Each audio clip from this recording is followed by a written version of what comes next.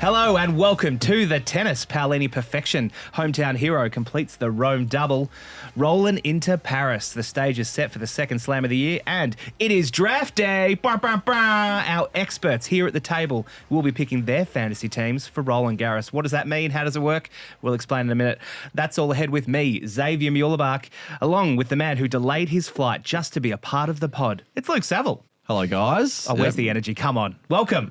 Let's go. Yeah. Let's go. No, very excited. I love my fantasy football, AFL, and first time fantasy tennis draft today. So A world first. Might not be true, but I'm going to stick with that. let's do it. Yeah. And next to you, the best analyst in tennis. There, I've said it. Another world first. Jeez. It's Simon Ray. Hey, Zave. Thanks for having me back. Oh, always. Any opportunity we can. You good? Good to be here. Yeah, really good. And now, as you know, Brie is over in Paris. She's croissanting her way through the streets of the city. Tough gig. Heading there for Roland Garros. But we are blessed with our friend of the show, Viv Christie from the Sit Down. Welcome in the co-host chair. Thank you, Zave. It's great to be here. Oh, great. I feel like I have big shoes to fill with Brie away, but I will do my best. True, but they're usually cheap and have holes in them, so I wouldn't worry about it.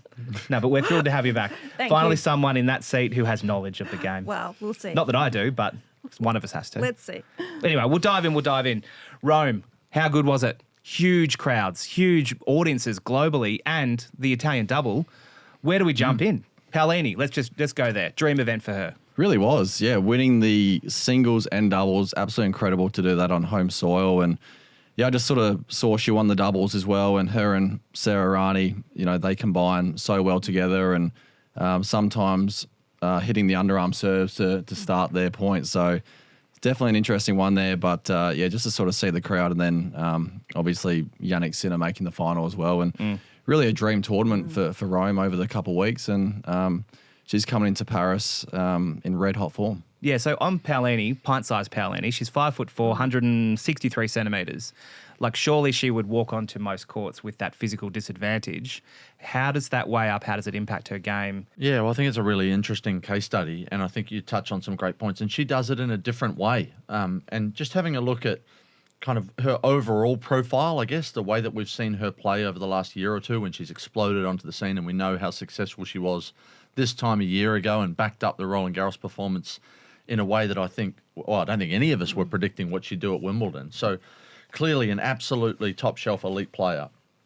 If you have a look at, she's incredibly savvy. If you have a look at her service game, she knows that she doesn't have an overpowering serve. She doesn't know ifs, ands, buts, or maybes about it. She doesn't try to do that with her serve.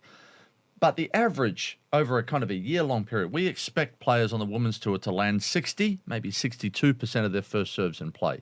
Just have a look at some of her recent numbers on clay. So she knows her second serve potentially is a liability. She's little. It's not an absolute strength of her game.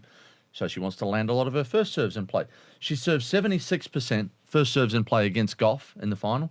Against Stearns in the semi-final, she serves 84% first serves in play. Huge. And come back to Stuttgart, where she plays Sabalenka. She goes down in that match, but she makes a great fist of it. She serves 76% against Sabalenka. So that's just an athlete that's at the peak of their powers, that knows their game styles, really clear on their game style, and knows what she's not going to dish up to her opposition, knowing that where her strengths and more importantly, sometimes knowing your own weaknesses, knowing where those sit. Then from the back of the court, it's a bit different again. Her returning profile, and Luke and Viv will have comments on this. So often we see in the women's game, on second serve return, charge inside the baseline, make a big statement, and kind of live by the sword, die by the sword a little bit. That's not what she does.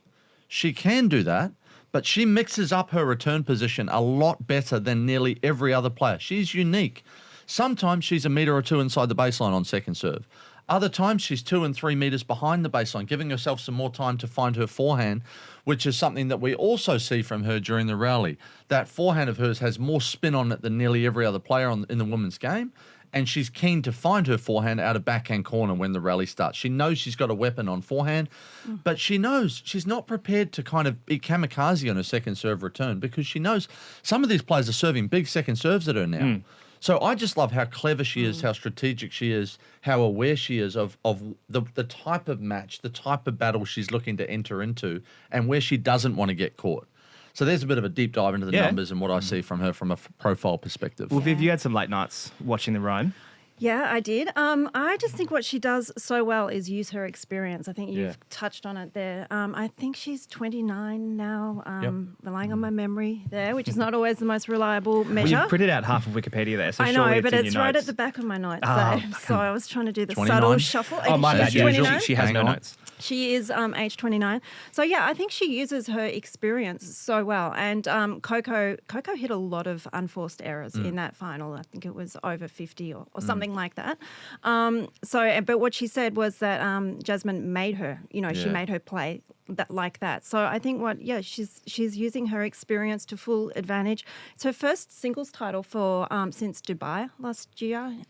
So, yeah, I think she's coming into Paris. And she's shot up now to number 4, her career high ranking. Yeah, which creates so pushes Iga to number 5 in the Yes. rankings and changes the settings for Roland Definitely. Garros. Luke, any thoughts? Yeah.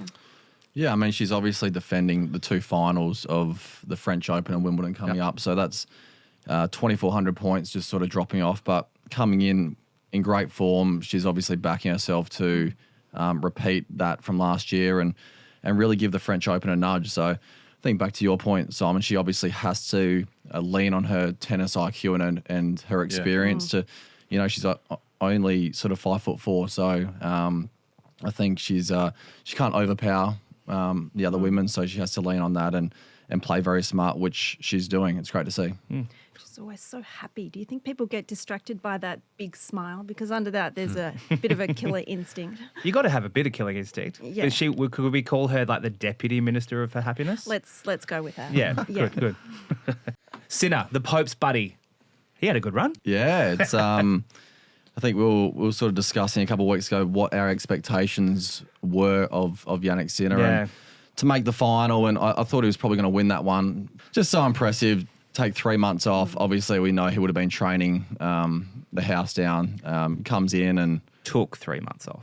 took 3. Yeah, Yeah, what's that? Force. Yeah, 3 exactly, months off. Sorry, but comes out and makes the final. Beats Casper Ruud, who's one of the best clay quarters in the men's game. 6-love, 6-1. So so impressive. That final was amazing. I was watching those tennis TV highlights over and over, and whenever those two play each other, they bring the best out of each other all the time. So I think it's basically a dream return for Jannik Sinner. I think he'd be thrilled with getting, 6 matches? Just that quantity of matches straight back in. Matches, Crucial. didn't finish it off, but, I think he would have definitely signed for a final after, the hiatus away from competitive tennis. So he's coming in great form, the top seed in Paris, and he's just showing that he can play on every surface now.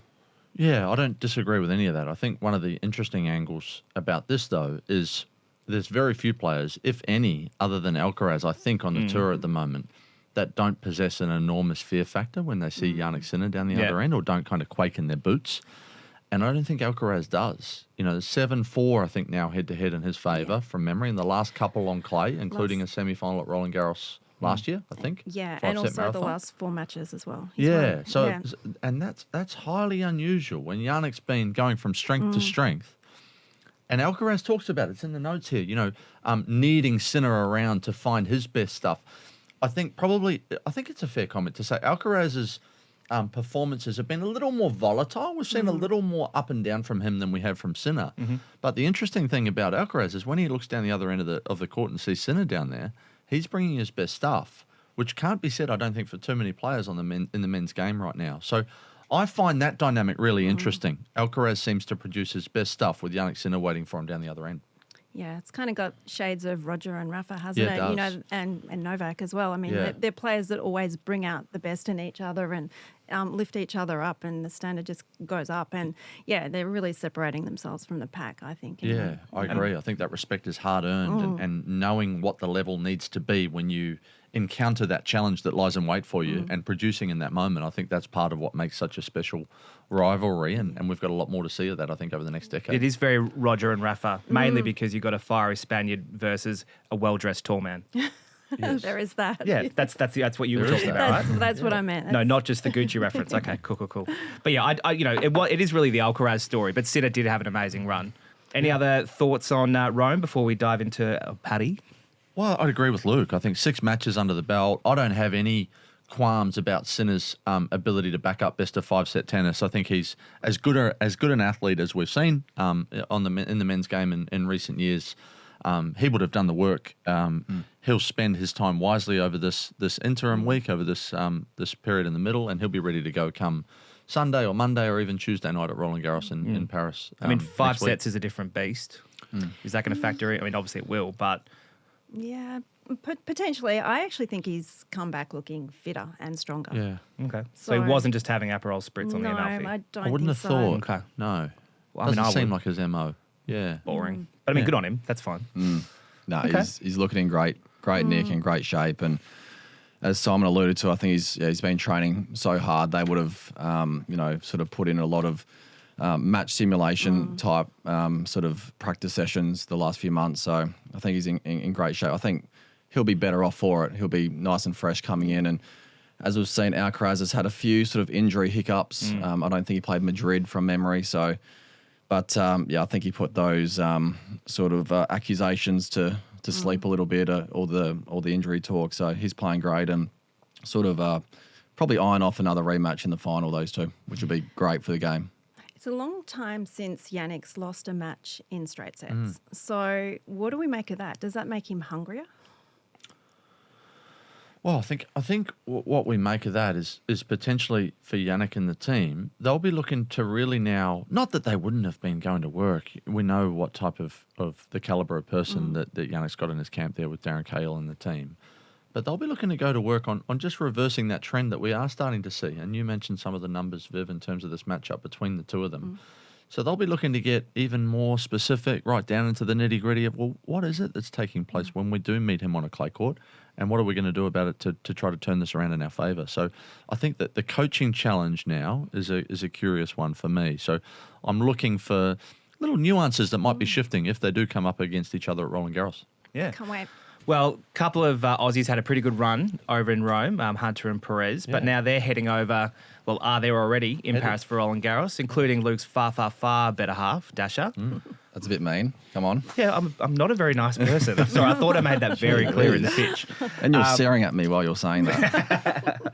Well, Dasha, she had a match last night our time that got suspended. Yes. Against the young Impeshi's Daphne. sister. Daphne. Pesci, Pericard's sister. Yeah. Yes. Yeah, it's 2-2. So played 4 games, rain delay, so they'll come back tomorrow. And I didn't see any of the 4 games, hoping that she doesn't have the similar serve to her brother. So Yeah.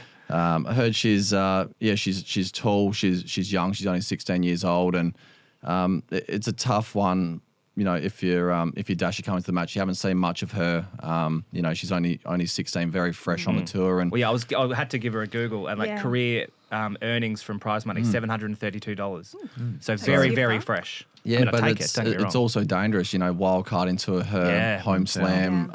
Nothing to lose, come out and she's obviously seen a lot more of Dasha than the other way around. So it's a tricky one for us. It's just going out there and bringing what Dasha does and playing to her strengths and competing the right way. And I think if you can go out there and really assert yourself as the favourite early on, and not always sort of easier said than done, of course, but then come out and play aggressive, not too passive, and try and show the young girl, who the more established player is. So, 4 games, and hopefully she can come out and take care of it tomorrow. Definitely. All right. Well, everything crossed. Speaking of France and Brie, our fearless co-host of the show, she's over there now, probably 8 or 7 coffees deep, but she's caught up with Duncan McKenzie-McHarg over there at the foot of the Eiffel Tower. So we'll throw to that now and see what they're up to. Hey team, Brie here, calling in from, well, I'm going to let Duncan explain where we are, to be honest. Brie, we're at the Champ de Mars here. I've dragged you here in the freezing cold out in front of the Eiffel Tower. It's probably the most magical time of the day to see the Eiffel Tower. And I tell you what, it's the quietest time as well, It because is. a little bit later on we're going to have qualifying starting at Roland Garros. Yep. It's going to be completely abuzz. And I tell you what, most of the city is really excited at the moment because is. we've got Paris's football team is currently in the UEFA Champions League final in a couple of weekends' time. So it's a very, very good time for you to be here at Paris Roland Garros for the first It time. is, isn't it? You were on the site for the very Yes, first time. I was on the site. What were your first impressions of the place? It's just majestic. Like, I can't even The architecture is just beautiful. Obviously, Europe does things differently, and it's just so beautiful. I love the clay courts. I love watching Roland Garros. It's always my favourite to watch on TV. So beautiful to be here.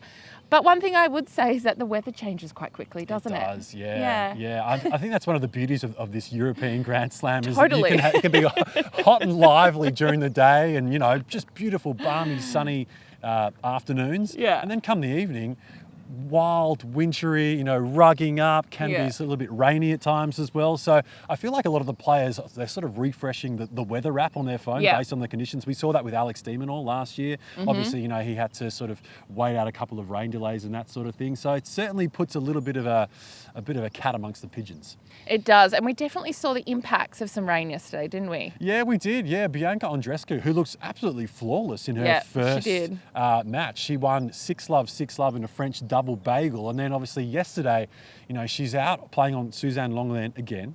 And she's up a set and a break. And then all of a sudden the weather changes a little bit. It starts to rain. And then suddenly within like an hour, Andreescu's out of the French Open. So yeah, interesting time. Yeah. And just so everyone knows back home, it was 2 days ago, balmy here. Quite warm spring weather, and we are currently standing in 5 degrees. Just embrace it, yeah. Yeah, I'm embracing it. Can't wait to put my jacket on. But what else do we have to look forward to this week? The thing I'm most looking forward to, Brie, is the tribute to Rafael Nadal. It's going to be after the third match on court, Philippe Chatrier on night one.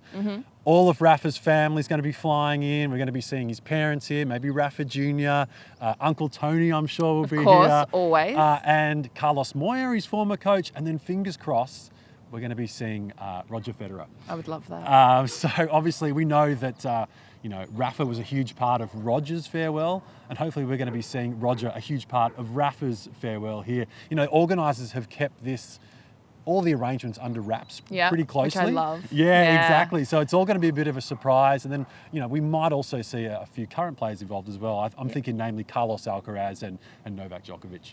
And big things been happening in the Djokovic camp, right? Yeah, big things happening for Novak. Obviously, departing from Andy Murray after just 6 months, which I think we're all just slightly surprised by, but he's bringing back sort of two familiar voices into that camp. One of them is Dusan Vemic, who we worked together with between 2011 and 2013 and again in 2016. So maybe, a familiar voice for Novak in what's probably sort of an uncertain time in his career. And then he's bringing in a tennis strategist or an analyst, a guy by the name of Boris Bozniakovic. So that'll be interesting to sort of manage the sort of data side of things. But he's actually gone on record basically saying that this is an interim coaching setup arrangement just for Geneva and Roland Garros, and he might potentially make another change going into Wimbledon. Yep, so we'll have to see what happens there. Now, it's my first Roland Garros. Yes. Tell me, what should I see and do? Well, I know you love doing your top five, right? I do. Yeah, I do. It's famous. It's not famous, but I do. I'm going to give you my top five. Is that all right? Oh my God, yes! Yeah. I'm going to do the numbers. Okay, all right, hit me. 5.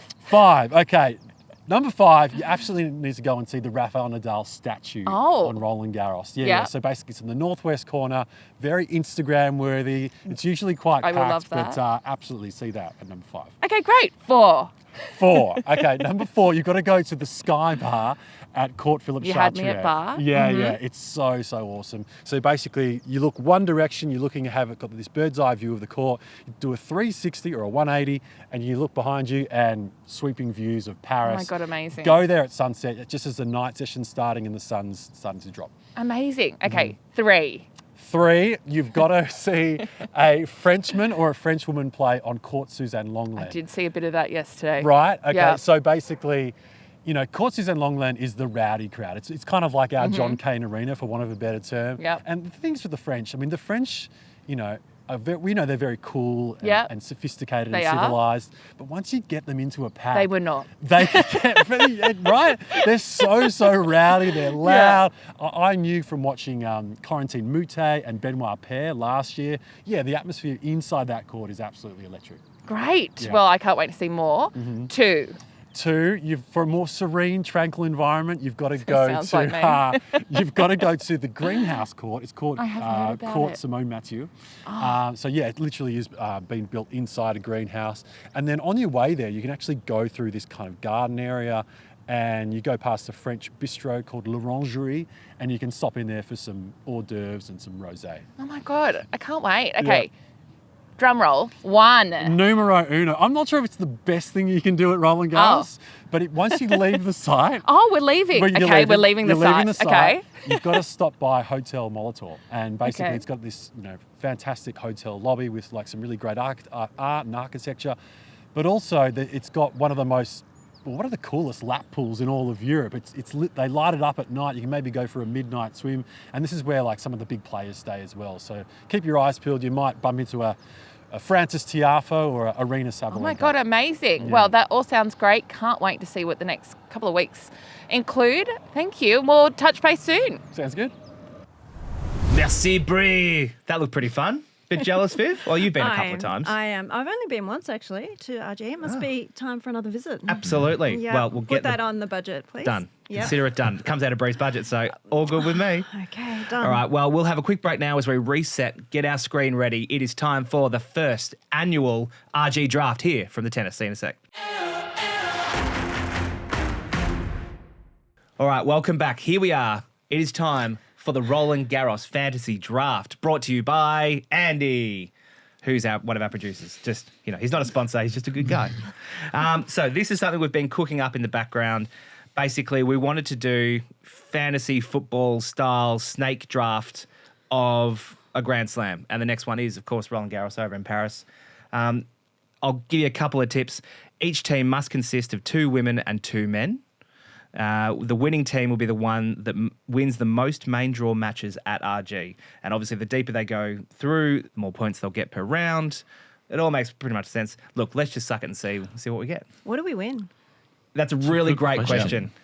You've Andy. already given me a flight to Paris for next year. Yeah, so done. What else what's can I left? add to Bree's budget? Yeah. Hey, Brie. You know what you're going to get? Premium economy if you win. Oh my gosh. Yeah. Can you imagine? Luxury. Oh, the luxury I'll of never an go extra back. 8 degrees of recline. All right, we'll dive in. Okay, so first round. There was a draw done under very strict scrutiny of Andy just making it up, of our draft order. So in round 1, with first pick, it's Luke Saville. Special shout out to Andy. Thank you very much, mate. Did the check clear? That's the real question. Alrighty. Okay. Okay. I haven't had first pick in my fantasy drafts for a while, so the there you pressure's on. Jew. Yeah. But I'm going to go with the reigning French Open champion, Carlos Alcaraz, with my first pick. I don't think there needs too much explaining there. He's obviously playing so well in the clay, winning Monte Carlo, final of Barcelona, and winning Rome, coming in great form, as we've discussed as well. He's got the back of Rome. Yep. Back of Rome. Got the wood on Jannik Sinner at the moment, 7-4 in that head-to-head. And I think he's, on the men's and women's side, the clear favourite, playing so well on the clay. And he's ready to win his second French Open, in my opinion. Yeah. Pretty good pick. I can see our other 2 draftees scrambling.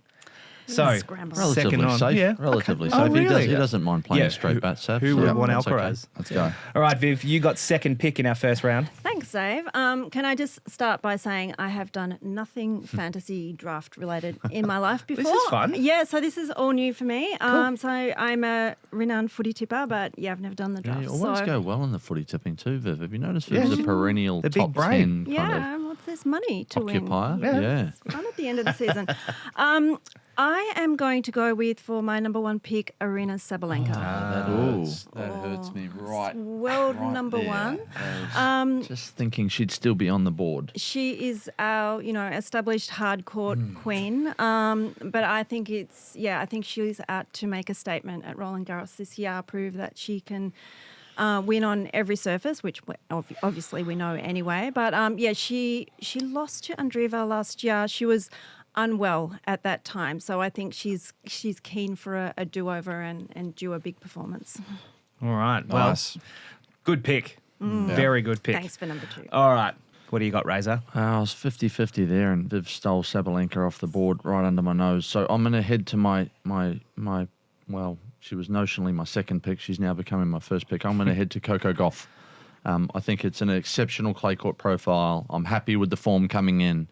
I'm happy with the physicality, with the weapons. with the big match temperament.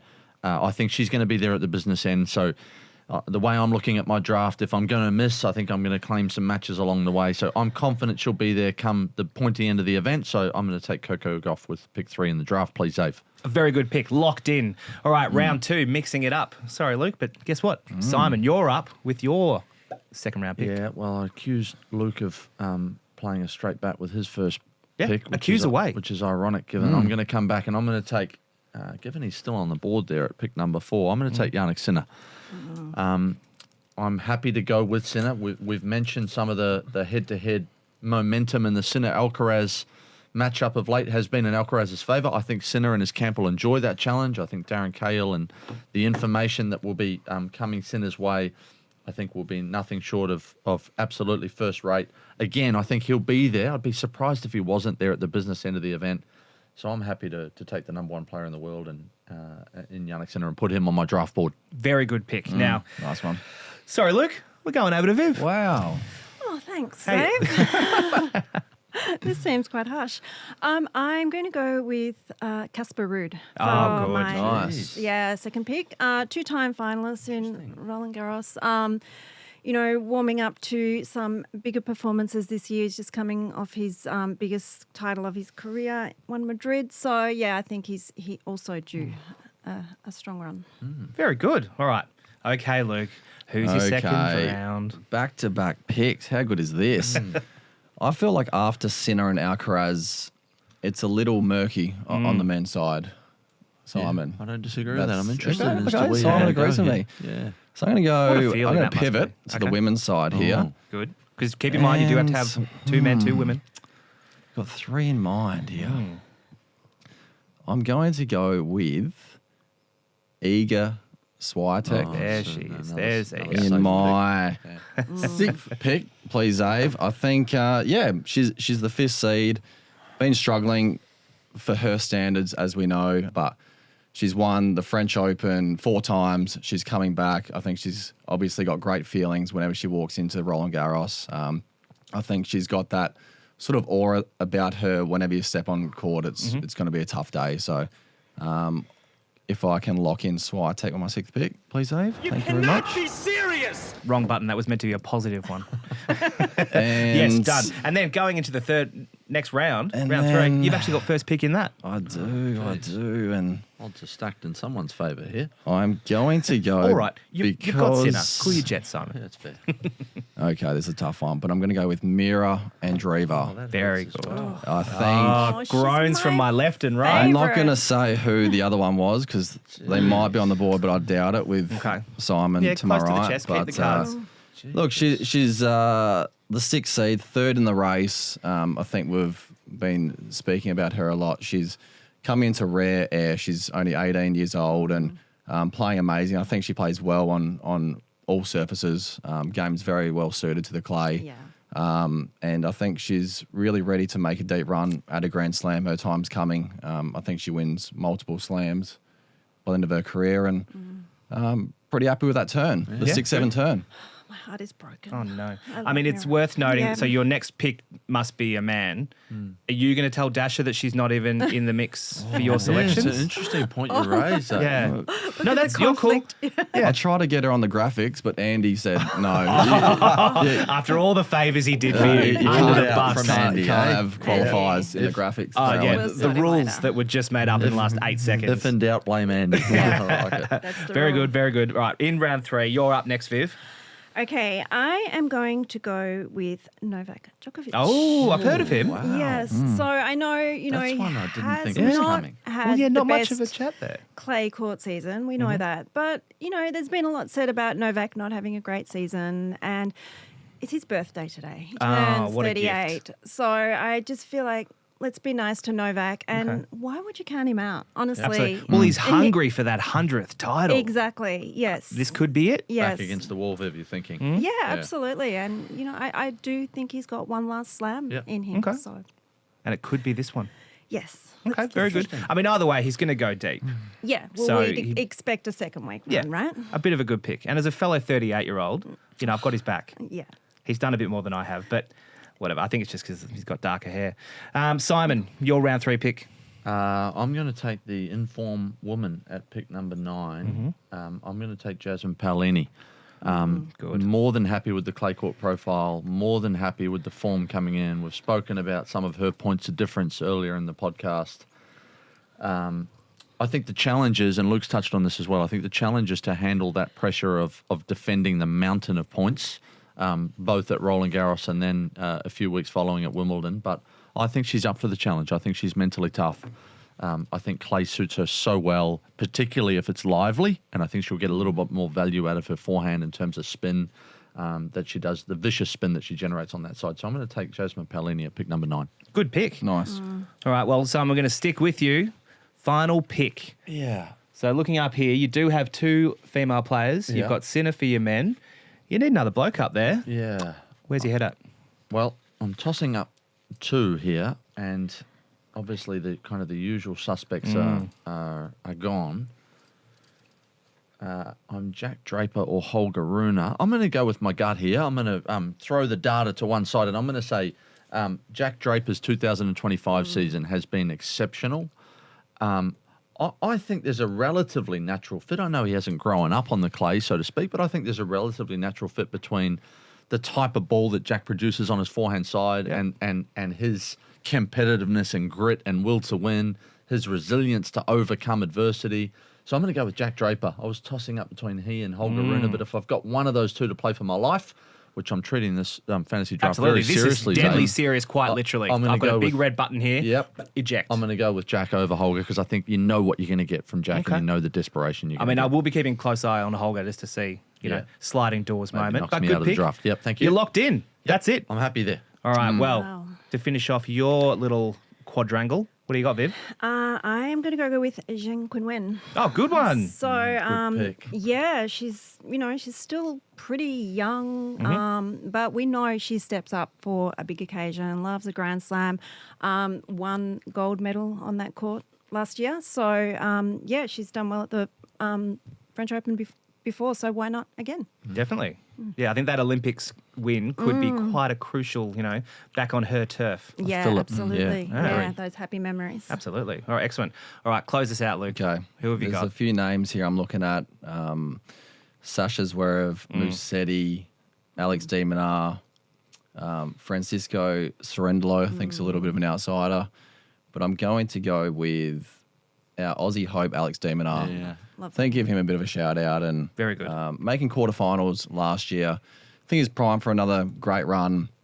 He had a pretty good clay court swing, a couple fourth rounds and 2 quarterfinals, and he's in Paris now getting ready and preparing well with his coach Matt Reed, and I think he's due for another good slam run. I know he desperately wants a big run at a Grand Slam, and I think just the absolute ultimate professional. I think he's due for a big run there and been playing better and better on the clay. I think sort of in the past it was sort of known as his least preferred surface, the clay courts, and prefers the grass, but I think he's really sort of adjusting very well on the clay, and he's just such a tough out, and I think he's so solid early on in Grand Slams, so tough to beat. Yeah.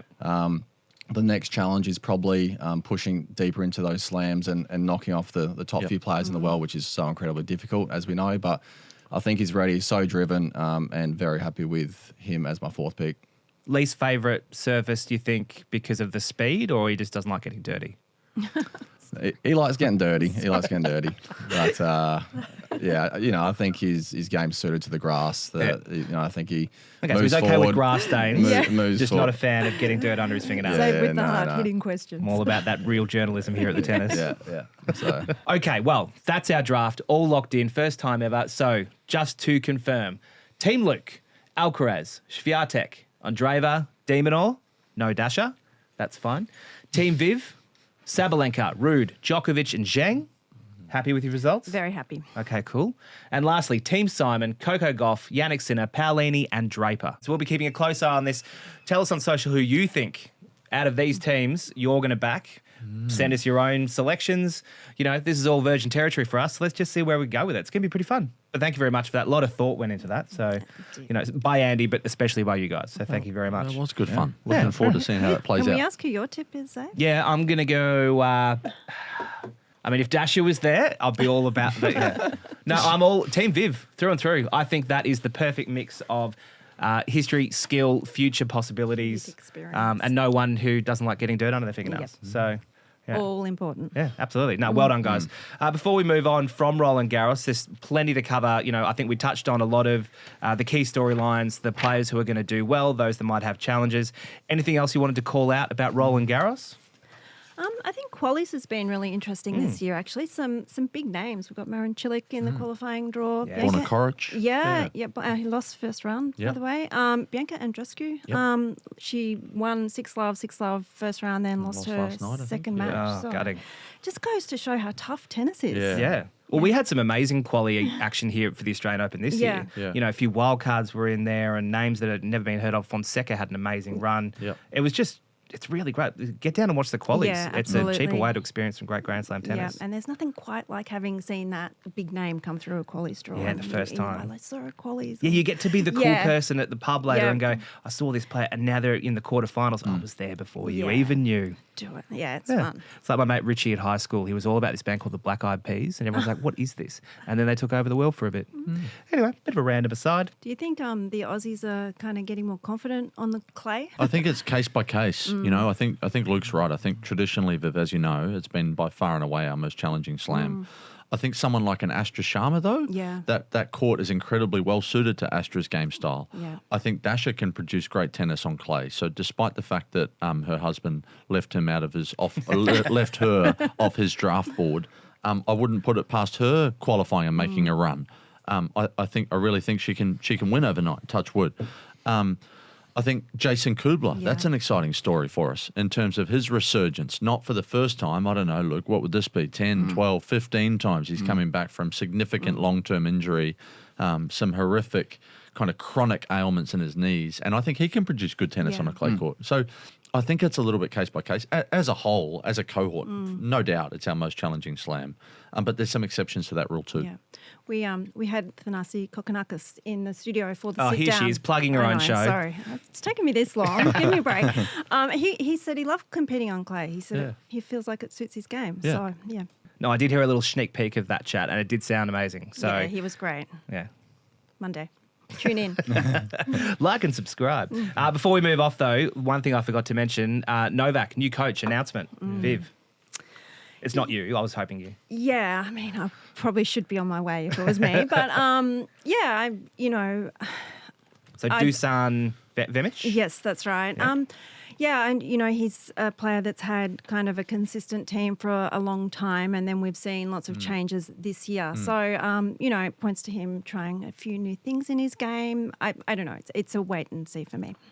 Yeah, I think we touched on this last week a little bit. It's back to the tried and true a little bit. Yes, definitely. So it's not back to Murray and Vita, but it's back to that camp. And we've seen some of these members of his team around him over the long term. So Dusan's been, if not the number one guy in the camp for a long period of time, it's Novak returning to what he knows. I think there's a short-term commitment for now with an understanding that it'll be reviewed post-Roland Garros. So it's back to that level of comfort, people that understand him and his defaults under pressure and perhaps how to try to just settle things down and allow him every opportunity to play his best tennis when it matters most. And I will just say one thing. I was a bit flippant last week with the whole Andy thing. We actually got a lovely email from Sarah in the UK. If you're listening again this week, I wasn't having a crack at Andy. I think he's a great guy. Just having a laugh. So, yeah. So send us your emails, good, bad, and ugly. We read them all. Thanks, Sarah. Keep me honest. All right, well, let's have a quick break. We'll be back with the favourite part of my week, and I'm hoping everyone else's, Ace of the Week. Stick around. We'll be back in a sec. Welcome back. All right, time to wrap up the show, guys. It is that time of the week, Ace of the Week. Favourite. I know. So, well, everyone loves to get in early. Viv, I'm going to go with you first because you have done such a great job filling in for Brie thanks. that you're going to be back Abe. next week, hopefully. So, hit us. I will be back next week. My Ace of the Week, it's a little bit of an unusual one. And maybe unpopular, but I'm going to go with winter. Winter has arrived here in Melbourne. That is unpopular. I'm down with it though. Yeah, because, I know that seasons. we're all about summer sport and summer in this room. But, I've loved the change of season. We've had some amazing, beautiful days in Melbourne for months and months and months. But cold mornings, very bracing. Get to wear all your black, your boots. I found Change your $20 wardrobe, yeah. in my that's coat pocket, There so we that go. paid for morning coffee. Absolutely. Nice. Don't dispute winter. No, a nice crisp winter's morning can be quite refreshing. Yeah, so I'm enjoying the changing season. Plus, Excellent. I get to go to That's an London ace of the for week that I summer wasn't soon. anticipating. Yeah, so bury the lead there. Nicely done. Heading over for a lovely London summer for Wimby. Yeah. Very good. All right, Nice. Luke, what about yourself? Yeah, I like that one. I like putting the beanie on Yeah. in my big robe. I forgot to my mention. slippers. Fuzzy slippers? Forgot to I love mention it. football as well. Oh, there you go. You're going to do your team draft this year? Yeah, I'm There you into go. it now. Fantasy Viv. Yep. My ace of the week is going to be on Sunday. I ran a performance clinic in Liston, in Williamstown, with my mates out there who run W&W tennis there. So cool. little shout out to those guys. But no, it was good. Since retiring, I've always sort of had a bit of an ambition to give back a little bit. And we had 24 kids out there and just try to give them a little bit of a glimpse of what high performance training is and what it takes a little bit to reach your potential and possibly, become a professional tennis player. So Awesome. it was good fun. First time sort of being part of running something like that. So it was good. We're going to try and run a few more, and it was. I got a lot out of it. Yeah, it was good. That's great. I'm sure they did too. That's brilliant. Good. Yeah. Thank you. Fabulous. Yeah. Simon, I'm going to default how back have you to... helped the community? Well, I'm not sure that I have, but I'm going to default back to, as I often tend to do with Ace of the Week, back to the family front. But this time I think it's, how lucky are we to have volunteer coaches? So when I think about my eldest, who's only 5, nearly 6. He's already coaching. Oh, well, Huge. Oh, not quite. But you wouldn't want to be coached by him, I don't think. But Auskick, volunteer coaches on a Friday night, Yep. just parents to help out. Then you go to a soccer team, training last night on a Wednesday night, run by a parent, volunteer coach. And then same thing with the games on Sundays and all hands on deck to try to man the stations and set up the pitches and man the barbecue and staff the canteen. And I think to find a way to get young people active and involved in sport and playing, I just tip my cap to all people volunteering their time, effort, energy and expertise to give our youngsters a chance to run around and have fun. Also, it's Yeah. National Volunteer Week, so Oh, wow. How's that for perfect synergy? timing. Yeah. Yes, well Segue. done. Nice. Viv. Well, in a world where just no one has enough time. Yeah. It's amazing that people do Exactly. still carve that out. Absolutely. Exactly. So big shout out to our volunteers, tennis, other sports, anything really. Exactly. Yeah, it takes a lot, but Yeah. it gives even more. Yep. Oh, nice little catch said. line. And then for myself, you may have noticed I finally got a haircut. It looks amazing. I can see properly. I can hear properly. I'm about 4.5 kilos lighter. There was a lot of hair up there. It's been a long time coming, but as we were saying, there's not enough time in the week, in the day, in an hour. Finally did it, and geez, it feels good. So that's my You look estimate. good. yeah. Thanks, Yeah, Luke. you do. Yeah. Yeah. Very good. Were you inspired by Jack Draper? He got a haircut recently as well. Yeah, This week, I think. but I've been keeping up my car payments, so... That was That's That Tommy was Tommy Paul. Was that Tommy Paul? Oh, whoops. Oh, he's probably lost a car as well. Who knows? Yeah, keep it in. Yeah. I agree. Oh, I just read the headline, not the story. Yeah. All right, well, that is it from us. Viv, thank you so much for joining us as co-host. We'll see you again next week. Can't wait. Excellent. Luke, thank you for coming back. When are you heading off to Paris? When Dasha qualifies, I'm going to put her in my team. Good, and okay, yeah. I'll head over there. Very good. Flick the Fabulous. sub switch. Yeah, wise move. Demon, you're out. Sorry, mate. And Razor, thank you very much for joining us. We'll see you again soon, I hope. Thanks for having me back, guys. We'll see you next week for more tennis. G'day everyone, Andy here. Just want to say thanks for listening to today's pod. And if you think listening to it was fun, then you're going to love watching it. It's even better. You get to see what we chuck up on the big screen here. You get to see what Rod Laver Arena looks like on the inside. So why don't you head to our YouTube channel, Australian Open TV, hit subscribe, and you can see every episode of the tennis there. See you next week.